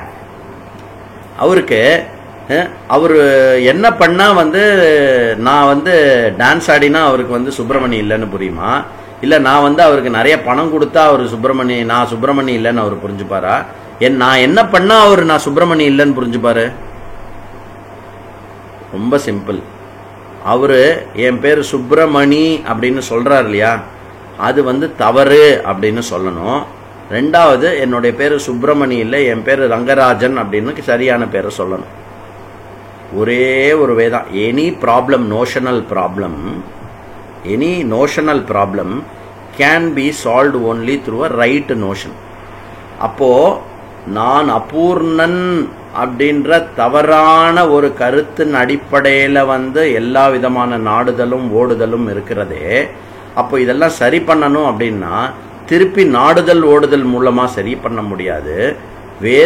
வேதாந்தம் சொல்லுகின்ற சரியான கருத்து இருக்கு இல்லையா, அந்த சரியான கருத்து மூலமா நீக்கப்படுறது தான் மோட்சத்துக்கு சாதனம். அதனால் மட்டுமே தான் மோட்சம் ஏற்படும். அப்போ தவறான கருத்து இருக்கு இல்லையா, அதற்கு பேரு அஜ்ஞானம்னு பேரு. அந்த தவறான கருத்தை நீக்கும் வண்ணம் சொல்லப்படுகின்ற சரியான கருத்து, என்னை பற்றின சரியான கருத்து ஞானம். அப்போ மோட்சத்துக்கு ஞானம் சாதனம். அப்ப என்ன ஆகிறதான்? அப்போ என் பியூட்டி என்ன பாருங்களேன், பியூட்டி ஆக்சுவலி ப்ராப்ளம் எங்கேயும் வெளியிலேயே இல்லவே இல்லை. ப்ராப்ளம் எங்க அப்படின்னா, நான் என்னை பத்தி தப்பா நினைச்சுட்டு இருக்கேன். அந்த தப்பா நினைச்சுட்டு இருக்கிறதுக்கு பேரு அஜ்ஞானம். அந்த அஜ்ஞானம் வந்து நீக்கிறதுக்கு பேர் வந்து ஞானம்னு பேர். அப்போ ரொம்ப சிம்பிள். மோக்ஷம், நான் நிறைவானவன், நான் ஆனந்தமானவன்ன்றது வந்து மோக்ஷம். கரெக்டா? அந்த மோக்ஷம் நிறைவானவன் ஆனந்தமானவன் தெரியாததுனால வந்து நான் அபூர்ணன்னு வெளியில ஓடின்னு இருக்கேன். அந்த வெளியில ஓடின்னு இருக்கிற அந்த வாண்டிங் பர்சன் வந்து எனக்கு பிடிக்கல, அதுல இருந்து நான் விடுதலை ஆகணும்னு குருவை வந்து தேடுறேன். குருவை வந்து தேடும் போது குரு எதை சரி பண்ணணும்? நீ அப்படி ஓடாத, நீ யூஎஸ் போய் ஓடு, நீ யூகே போய் ஓடுன்னுலாம் சொல்ல மாட்டார்.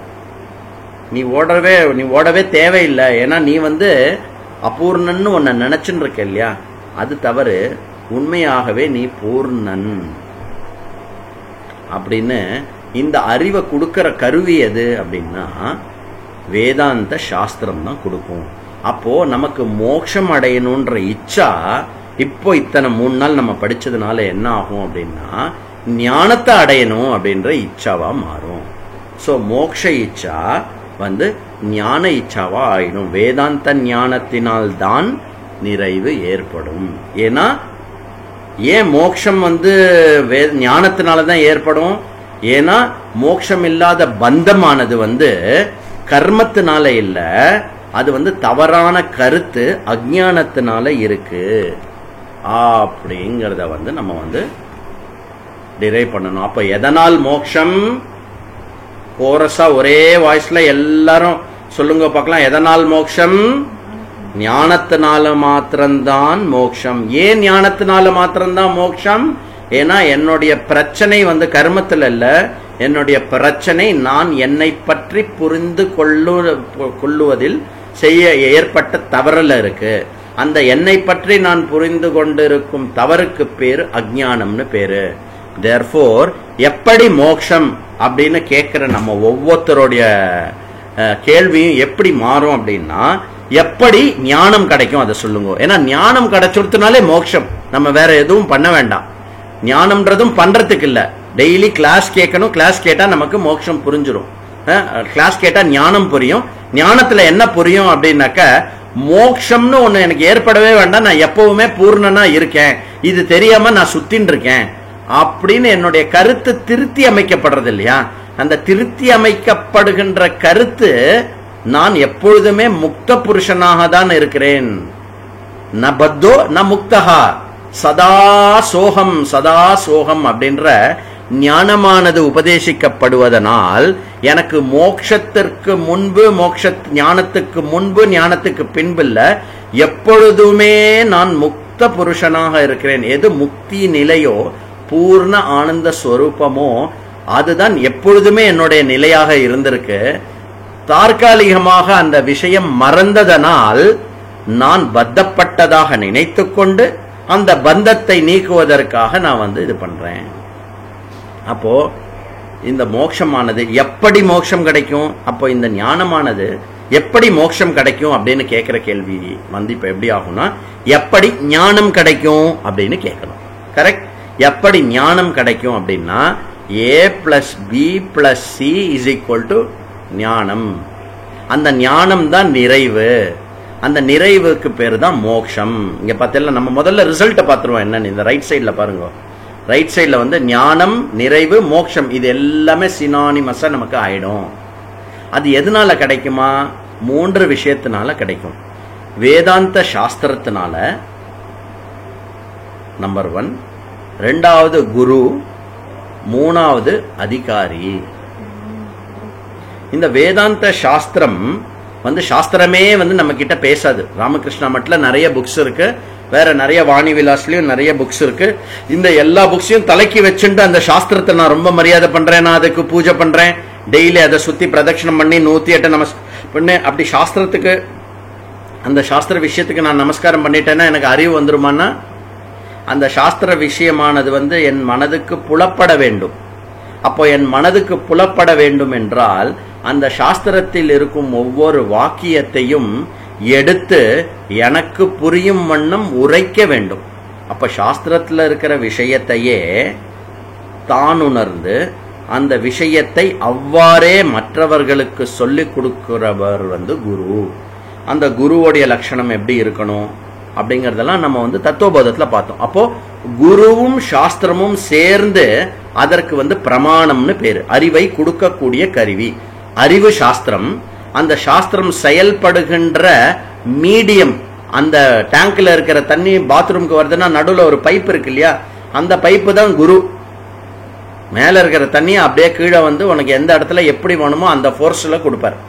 அப்படி இந்த குருவும் சாஸ்திரமும் சேர்ந்து பிரமாணம், அறிவை கொடுக்கக்கூடிய கருவியாகிறார். இந்த அறிவை கொடுக்கக்கூடிய கருவி, அந்த அறிவு, அந்த விஷயமானது, அந்த பிரமாணம் சரியான அதிகாரியுடன் அது சம்பந்தப்படும் பொழுது அதனுடைய பயன், அதனுடைய ரிசல்ட் என்ன அப்படின்னா ஞானம், நிறைவு, மோட்சம். அப்போ இந்த அதிகாரின்னு ஒண்ணு இருக்கே, அது என்னது சுவாமி அப்படின்னா, அதுதான் நம்மளுடைய கடைசி டாபிக், 8வது டாபிக், சரம டாபிக். என்னது அது? எவருக்கு மோட்சம்? எவருக்கு மோட்சம்?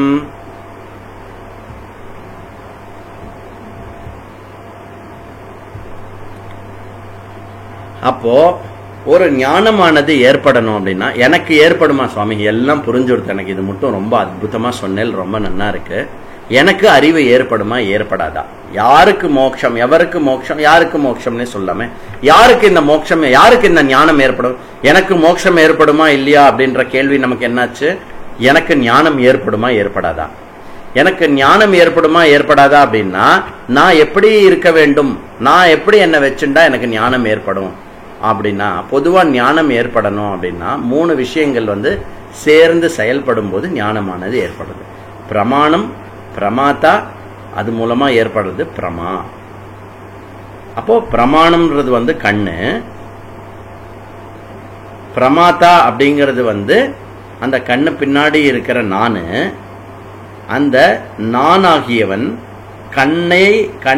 கண் மூலமாக பார்க்கும் போது இது வெள்ளை கலர் அப்படின்ற பிரமா எனக்கு ஏற்படுகிறது. பிரமாண அறிவுன்னு அர்த்தம். அப்போ வேதமும் குருவும் பிரமாணமாகிறார்கள்.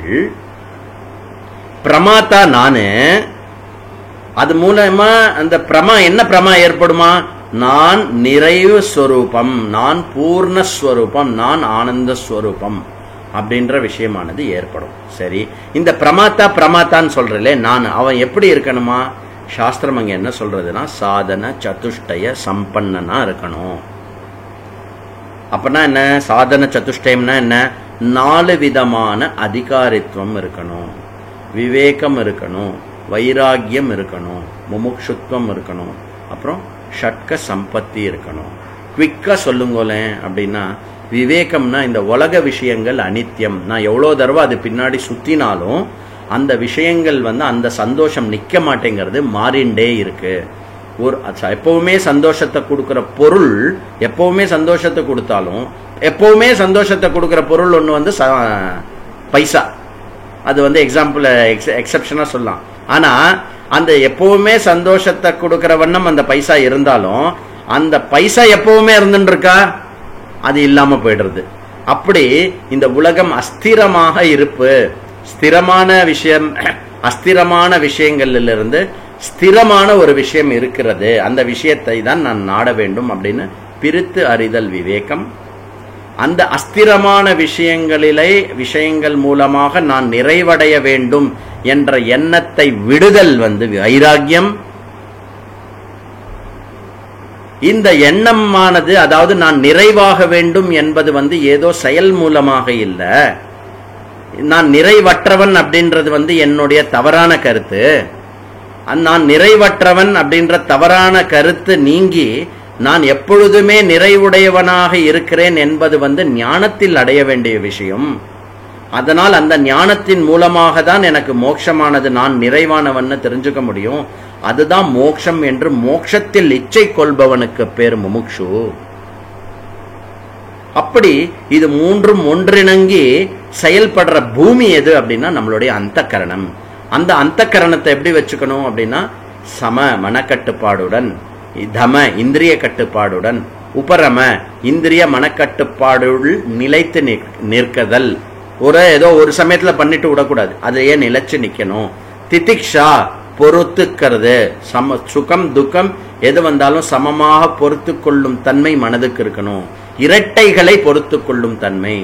ஸ்ரத்தா வேதம், அது அறிவை கொடுக்கக்கூடிய கருவி. எப்படி கண்ணு காது மூக்கெல்லாம் எனக்கு அந்தந்த அறிவை கொடுக்கிறதோ, அதே மாதிரி என்னை பூர்ணன் நான் ஆனந்த ஸ்வரூபம் என்ற அறிவை கொடுக்கிறது குரு சாஸ்திரம் கொடுக்கிறதுன்னு அந்த குரு பேர்லயும் சாஸ்திரத்தின் பேர்லயும் இருக்கிற விசுவாசத்துக்கு பேரு ஸ்ரத்தா. அதுக்கப்புறம் இதெல்லாம் படிக்கும் போது இந்த 1 மணி நேரம் 1.5 மணி நேரம் நம்ம தொடர்ந்து இந்த கிளாஸை கேட்கறதுக்கு மனதானது ஒன்று குவிய வேண்டும். அதற்கு பேரு சமாதானம். ஏன் இப்படி வேகமா சொல்லிட்டு போறேன் அப்படின்னா, மஞ்சள் கலர்ல போட்டு வச்சிருக்கேன் பாருங்க, இது எல்லாமே தத்துவ போதத்துல இப்பதான் நம்ம படிச்சு முடிச்சோம்.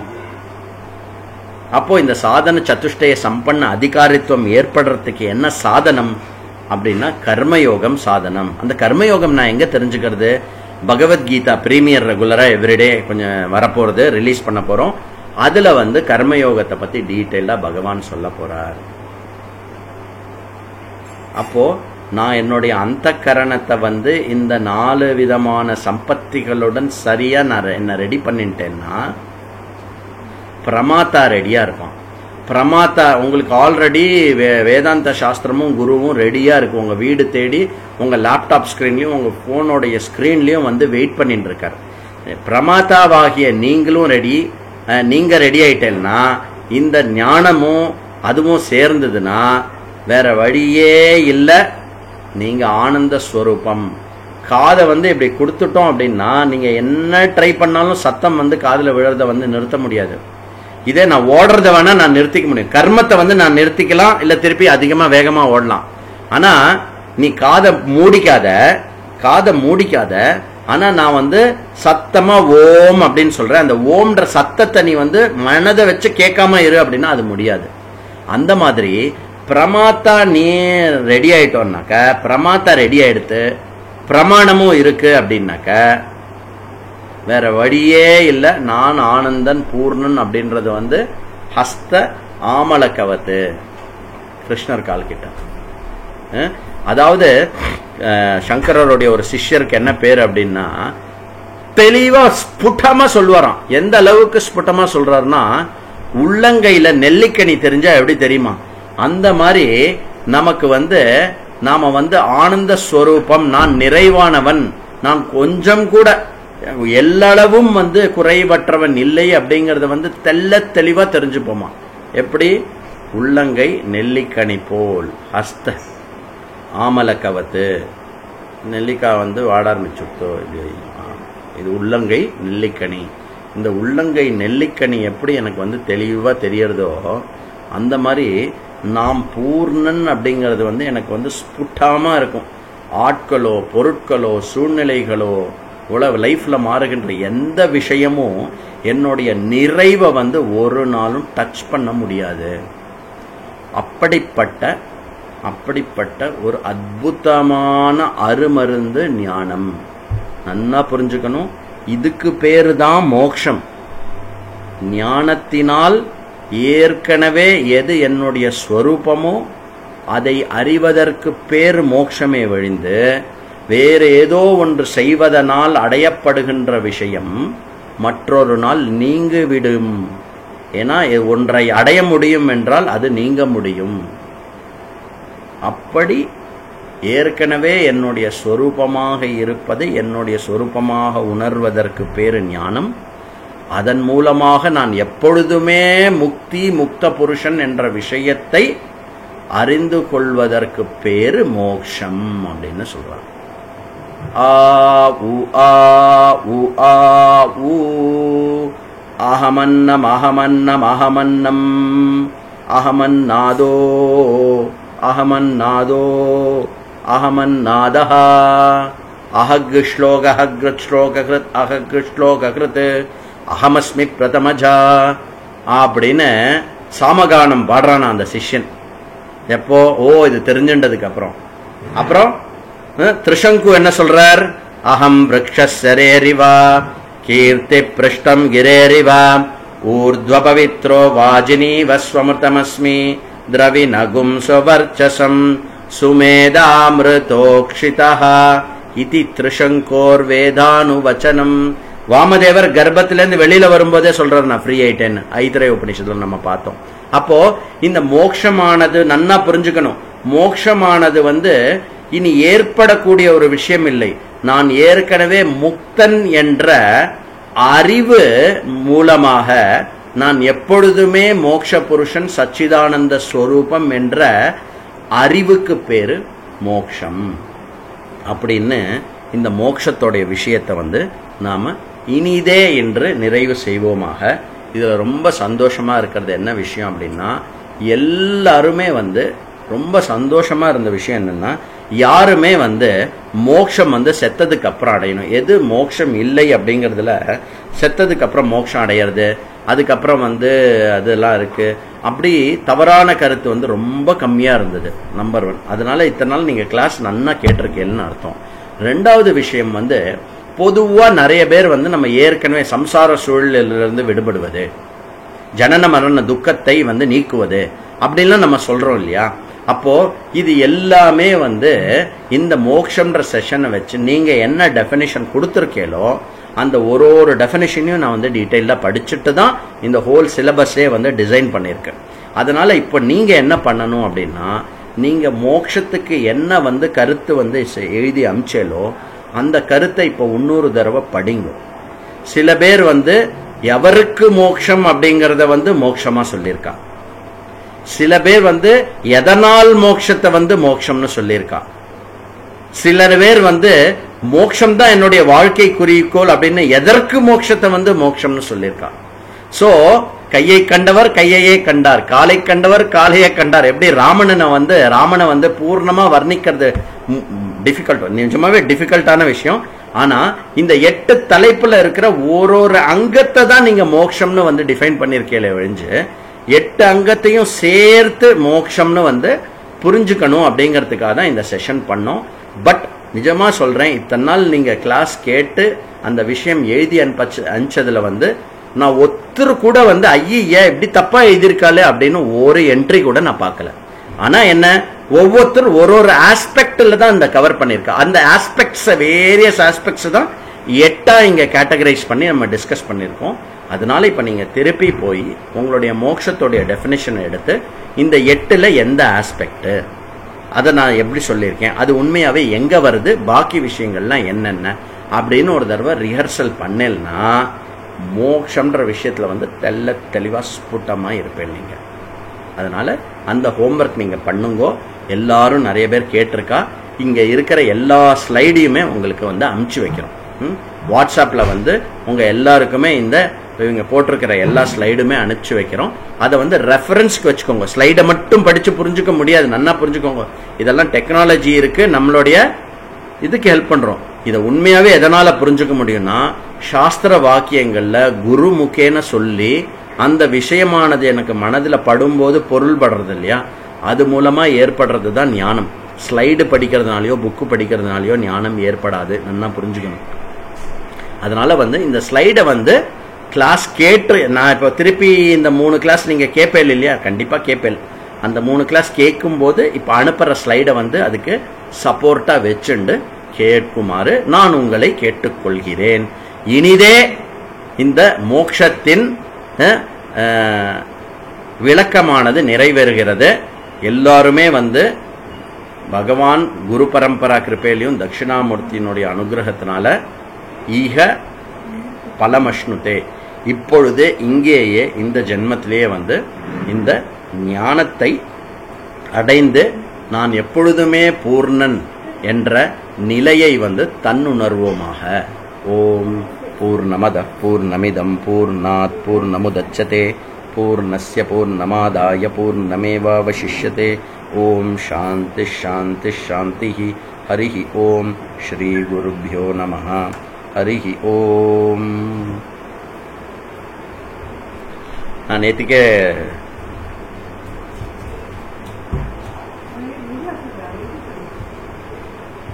ஹரியோம் நேற்றுக்கே சொல்லியிருந்தேன், இந்த மாதிரி இன்னைக்கு கொஞ்சம் எக்ஸ்ட்ரா டைம் ஆகும், மைண்டு ப்ரிப்பேர்டாக வாங்கும் அப்படின்னு. ஸோ எல்லாரும் அதுக்கேற்ற மாதிரி இருந்து இதை ஃபுல்லாக நிறைவு பண்ணதுக்கு very very good. That shows your interest and that shows your commitment towards the subject.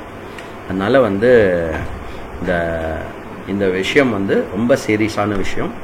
தத்துவபோதம் எப்படின்னா மோக்ஷம், தத்துவபோதம், வாக்கிய விருத்தி, இந்த 3 வந்து நமக்கு இந்த லாக்டவுன்ல கிடைச்ச ஒரு அருமருந்து. அதாவது எனக்கு வந்து பொங்கிண்டு வருது எப்படி பகவானுக்கு நன்றி சொல்றதுன்னு தெரியாம. ஏன்னா இந்த 3 வந்து அப்படி அமைஞ்சிருக்கு பேசிக்கலி பிகாஸ் ஆஃப் ஸ்டூடெண்ட்ஸ். இந்த ஸ்டூடெண்ட்ஸ் வந்து அப்படி இருக்கிறதுனால அவளுடைய தேவைகள் வெளிப்படுறதுனால அதுக்கேற்ற மாதிரி சொல்லிக் கொடுக்கிற ஆச்சாரியனுடைய உபதேசமானது வெளிப்படுறது.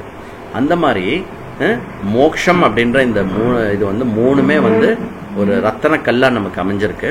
அதனால என்னுடைய சஜஷன் உங்க எல்லாருக்கும் என்ன அப்படின்னா, மோக்ஷம் அப்படின்ற இந்த சத்சங்க வந்து இந்த 3த்தை வந்து அடிக்கடி கேட்கணும். நீங்க இதை யாருக்கு வேணாலும் அனுப்பலாம், உலகத்துல இருக்கிற யாருக்கு வேணாலும் அனுப்பலாம். கிறிஸ்டியனுக்கு அனுப்பலாம், முஸ்லீமுக்கு அனுப்பலாம், பார்சிக்கு அனுப்பலாம், யாருக்கு வேணா அனுப்பலாம், ஜொராஸ்ட்ரியனுக்கு அனுப்பலாம், யாருக்கு வேணா அனுப்பலாம். அவளுக்கு இந்த பாஷை புரியும் அப்படின்னா வாழ்க்கையோடைய லட்சியம் வந்து அவளுக்கு புரிஞ்சிடும். அதனால இந்த 3 கிளாஸோடைய லிங்க்கு ஆடியோவோ எது வேணா யாருக்கு வேணா நீங்க அமைச்சுக்கலாம், நமக்கு எந்த காப்பி ரைட்டும் கிடையாது. அதுக்கப்புறம் யூடியூப்ல இந்த வீடியோ இருக்கு. ஸோ எப்போ வேணும்னாலும் நீங்க போட்டு பார்த்துக்கலாம். சில பேர் வந்து எழுத்து சின்னதா இருக்கு அப்படின்னு சொன்னா என்னுடைய சஜஷன் என்ன அப்படின்னாக்கா, டிவியில வந்து கேஸ்ட் பண்ற மாதிரி நிறைய டெக்னாலஜி வந்திருக்கு. ஃபயர் ஸ்டிக்னு சொல்றா, இல்லைனாக்கா குரோம் கேஸ்ட் அப்படின்னு சொல்றா, இல்ல ஸ்கிரீன் மிரரிங் சொல்றா, 2-3 டெக்னாலஜி இருக்கு. அது மட்டும் நீங்க கொஞ்சம் சிரமம் மேற்கொண்டு வயசானவா பெரியவா எனக்கு தெரியாது அப்படின்னு சொல்றவா வந்து உங்களோட வீட்லயோ பக்கத்துலயோ யார்ட்டையாவது ஹெல்ப் கேட்டேன்னா அதை எப்படி பண்ணணும்னு சொல்லி கொடுப்பா. ஸோ அந்த யூடியூப் வீடியோ மட்டும் நீங்க வந்து டிவி ஸ்கிரீன்ல போட்டு பார்த்தீங்கன்னா உங்களுக்கு வந்து பெருசா எல்லாமே தெரியும். மீன்வைல் வாட்ஸ்அப்லயும் உங்களுக்கு வந்து இந்த ஸ்லைட்லாம் அனுப்புறோம், நீங்க ஜூம் பண்ணி பார்த்துக்கலாம். அதுக்கப்புறம் இந்த விஷயம் இருக்கு இல்லையா, இந்த ஸ்லைட் எல்லாம் சேர்ந்து ஒரு சின்ன புக்லெட் மாதிரி நம்ம பண்ணிடுவோம். கலர்லயே பண்ணி கொடுத்துடுறோம், புரியுறது, காதுல விழுது, பிளாக் அண்ட் ஒயிட்ல பண்ண மாட்டோம்.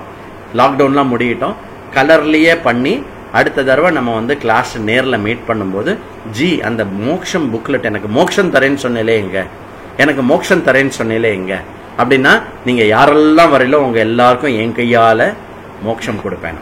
சரியா? அதனால நீங்க வந்து சூரியபிரியாஜி தான் வந்து அந்த புக்கு பண்ணி தரேன்னு எழுதி கொடுத்துருக்கா, அதுதான் நான் அனௌன்ஸ் பண்ணிட்டேன். சரியா? அதனால நம்ம அப்படி பண்ணுவோமாக. மீண்டும் ஒரு முறை அதிக நேரம் இருந்து இந்த விஷயத்தை நிறைவு செய்ததற்காக அனைவருக்கும் நன்றி.